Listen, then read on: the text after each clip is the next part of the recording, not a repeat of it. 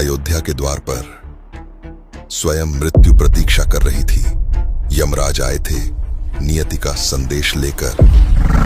युग अपनी अंतिम सांस ले चुका था, समय अपना निर्णय सुना चुका था। प्रभु श्री राम को अब देह त्याग करनी थी। राम राज्य का स्वर्णिम युग समाप्ति की दहलीज पर खड़ा था।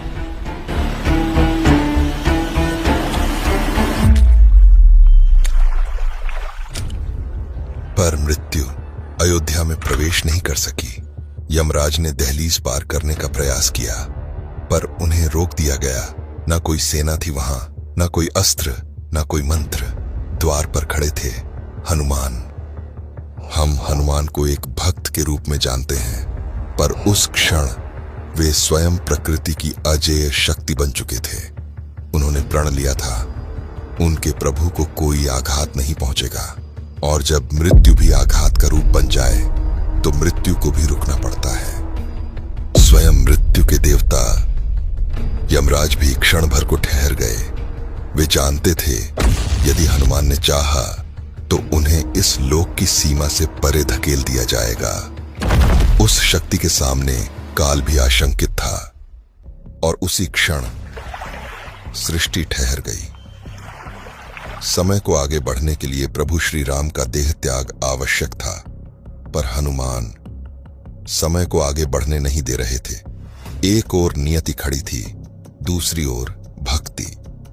प्रभु श्री राम अपने सिंहासन पर शांत बैठे थे। द्वार पर क्या घट रहा है वे भली भांति जानते थे।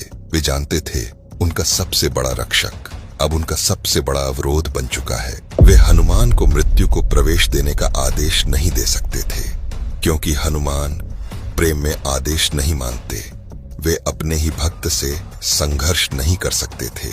और तभी प्रभु श्री राम ने एक लीला रचने का निश्चय किया।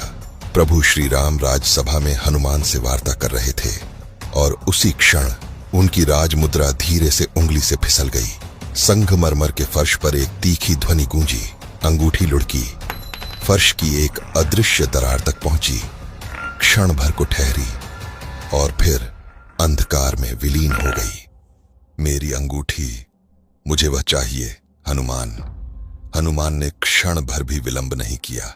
प्रभु का एक वचन उनके लिए समस्त ब्रह्मांड का नियम था। उन्होंने अपना स्वरूप संकुचित करना आरंभ किया। क्षण भर में वे मधुमक्खी से भी छोटे हो गए। हनुमान उस दरार में प्रवेश कर गए। उन्हें लगा